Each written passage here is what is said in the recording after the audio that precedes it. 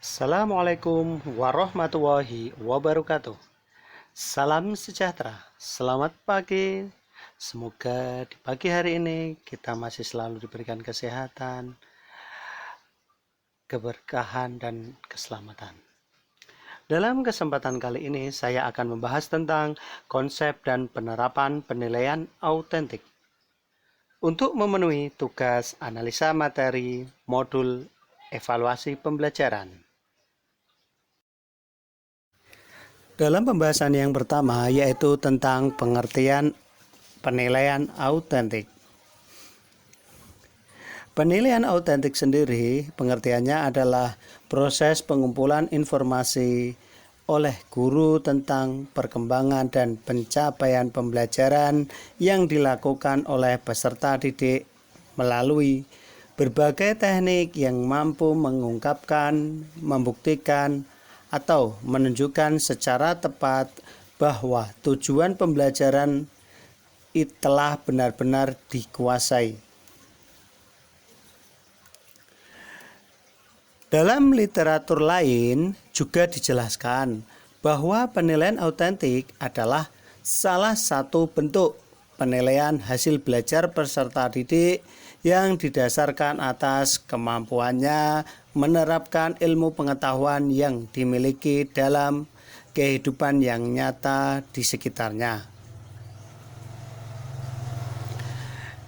Dari beberapa pendapat di atas, dapat disimpulkan bahwa penilaian autentik memiliki beberapa ciri. Di antaranya yang pertama, yaitu penilaian dilakukan dengan mengumpulkan bukti-bukti hasil belajar yang telah dicapai oleh peserta didik. Yang kedua, penilaian dilakukan dengan menggunakan banyak teknik yang mampu menunjukkan hasil belajar siswa. Yang ketiga, penilaian dilakukan terhadap seluruh aspek peserta didik, terutama kemampuan peserta didik dalam menerapkan pengetahuan dan keterampilannya dalam kehidupan nyata di sekitarnya. Yang keempat, penilaian yang dilakukan secara komprehensif untuk menilai dari masukan, proses, dan keluaran yang mengukur hasil belajar peserta didik.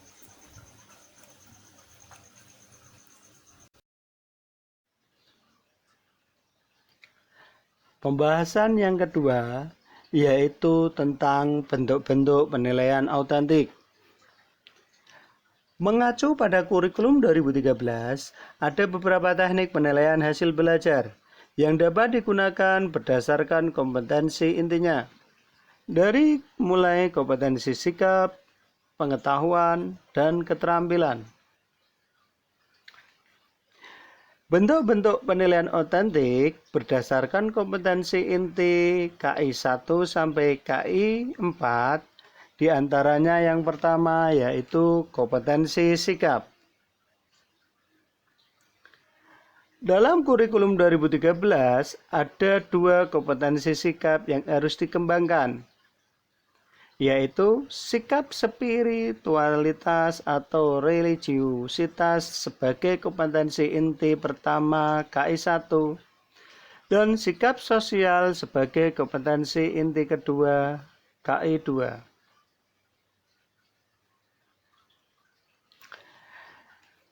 Ada 7 sikap sosial yang dikembangkan dalam kurikulum 2013, yaitu jujur, disiplin, tanggung jawab, santun, toleransi, percaya diri, dan gotong royong. Yang kedua yaitu kompetensi pengetahuan atau KI 3.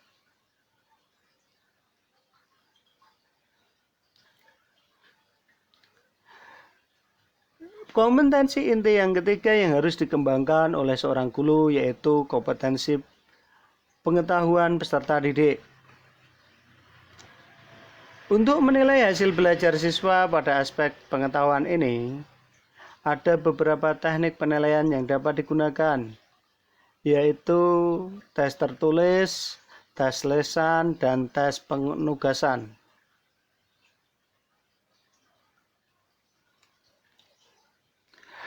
Yang ketiga, yaitu kompetensi keterampilan atau KI4.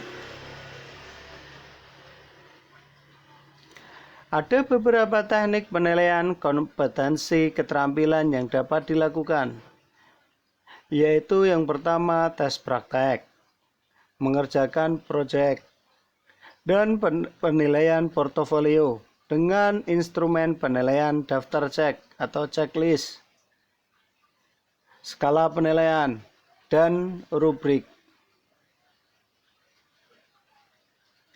Tes praktek sendiri pengertiannya adalah penilaian yang menuntut respon berupa keterampilan melakukan suatu aktivitas atau perilaku sesuai dengan tuntutan kompetensi.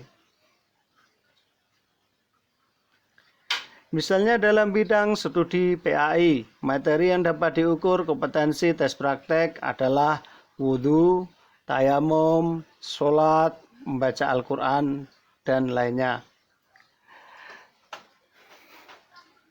Yang kedua, proyek. Pengertiannya adalah tugas-tugas belajar yang meliputi kegiatan perancangan, pelaksanaan, dan pelaporan. Misalnya dalam bidang pendidikan agama Islam.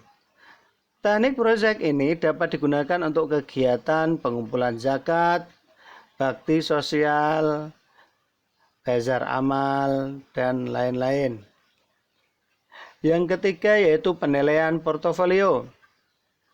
Pengertiannya adalah penilaian yang dilakukan dengan cara menilai kumpulan seluruh karya peserta didik dalam bidang tertentu yang bersifat reflektif, integratif, untuk mengetahui minat, perkembangan, prestasi, atau kreativitas peserta didik dalam kurun waktu tertentu.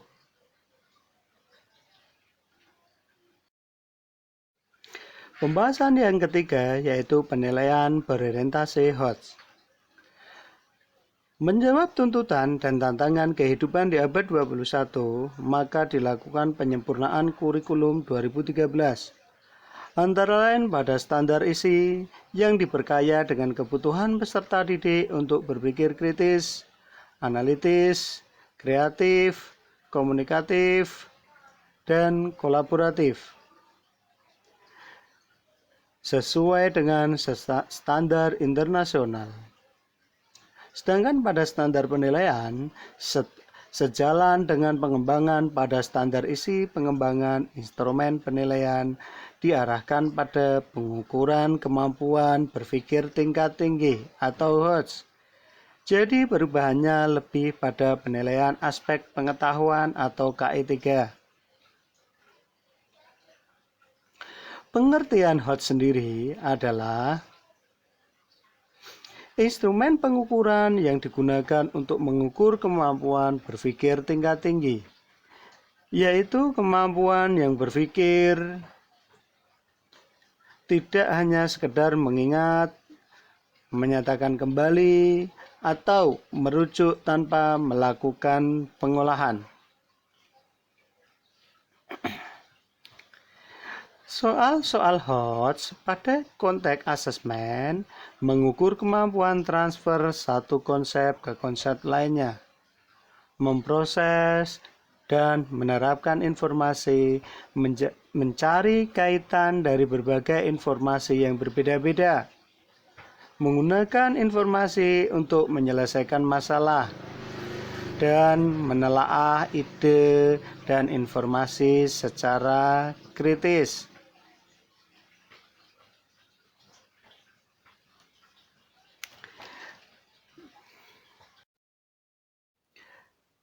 Karakteristik soal Hodge. Yang pertama yaitu mengukur kemampuan berpikir tingkat tinggi. Kemampuan berpikir tingkat tinggi yaitu kemampuan untuk memecahkan masalah. Keterampilan berpikir kritis, berpikir kreatif, kemampuan berargumen, dan kemampuan mengambil keputusan. Kemampuan berpikir tingkat tinggi dapat dilatih dalam proses pembelajaran di kelas dengan tujuan peserta didik memiliki kemampuan berpikir tingkat tinggi, maka proses pembelajarannya juga memberikan ruang kepada peserta didik untuk menemukan konsep pengetahuan berbasis aktivitas. Yang kedua, berbasis masalah konstekstual. Ada 5 karakteristik asesmen konstekstual. Yang pertama yaitu relating, yaitu asesmen yang berhubungan langsung dengan konteks pengalaman kehidupan nyata. Yang kedua, ada experiencing, yaitu di mana ditekankan kepada penggalian, penemuan, dan penciptaan. Yang ketiga yaitu applying, di mana menuntut kemampuan peserta didik dalam menerapkan ilmu pengetahuan yang diperoleh di dalam kelas untuk menyelesaikan masalah-masalah nyata. Yang keempat yaitu communicating, di mana menuntut kemampuan peserta didik mampu mengkomunikasikan kesimpulan model pada kesimpulan konteks masalah. Yang kelima yaitu transferring, di mana menuntut kemampuan peserta didik mentransformasi konsep-konsep pengetahuan dalam kelas ke dalam situasi atau konteks baru. Yang ketiga yaitu tingkatan kognitif.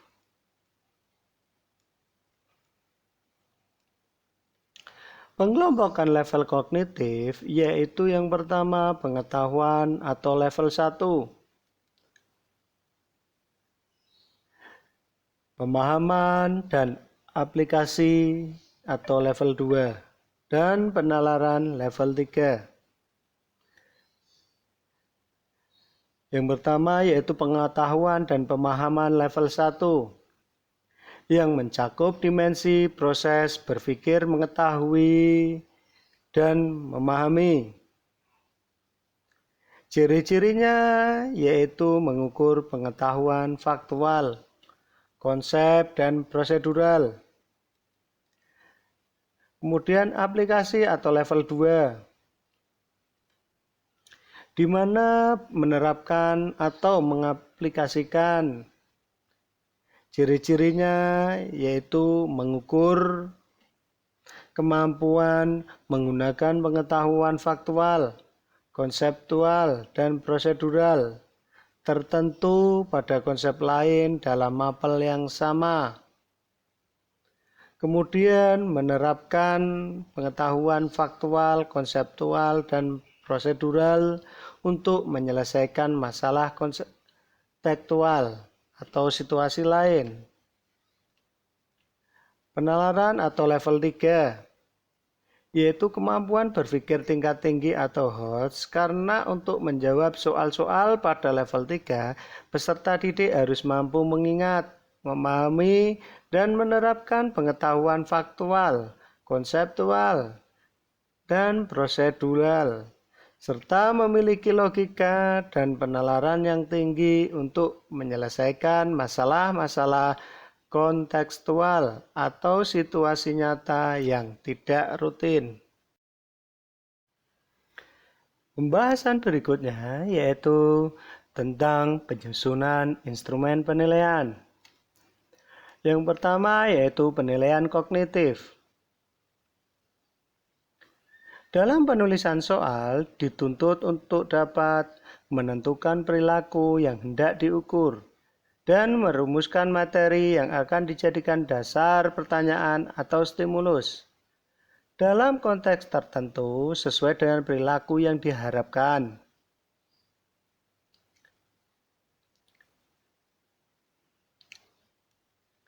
Langkah-langkah penyusunan soal-soal HOT yang pertama yaitu menganalisis KD yang dapat dibuat soal-soal HOT.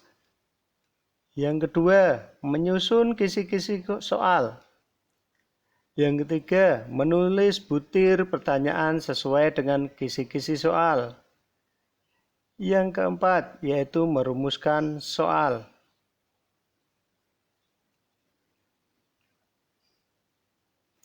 Yang kedua, yaitu penilaian sikap atau afektif. Sikap adalah perasaan atau suka atau tidak suka yang terkait dengan kecenderungan seseorang dalam merespons sesuatu atau objek. Sikap merupakan ekspresi dari nilai-nilai atau pandangan hidup yang dimiliki oleh seseorang. Sikap dapat dibentuk sehingga terjadinya perilaku atau tindakan yang diinginkan.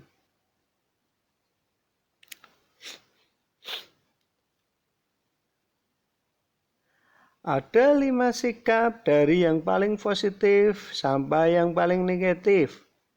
Di antaranya yaitu sangat setuju, setuju, netral, tidak setuju, dan sangat tidak setuju.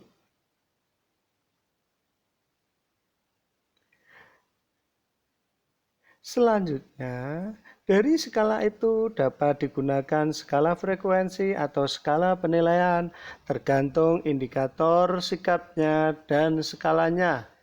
Bisa juga hanya 4 porsi. Sikap sendiri terdiri dari 3 komponen, yaitu afektif, kognitif, dan konatif. Komponen afektif adalah perasaan yang dimiliki oleh seseorang atau penilaiannya terhadap suatu objek. Komponen kognitif adalah kepercayaan atau keyakinan seseorang mengenai objek. Adapun komponen konatif adalah kecenderungan atau kesiapan untuk berperilaku atau berbuat dengan cara-cara tertentu berkenaan dengan kehadiran objek sikap.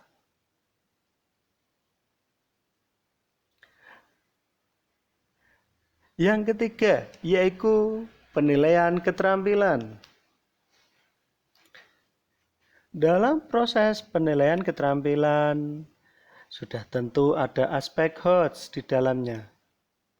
Contohnya, penilaian adalah teknik praktek, produk dan proyek, karena dalam proses tersebut ada kreativitas. Ada proses transfer of knowledge dan ada proses penyelesaian masalah.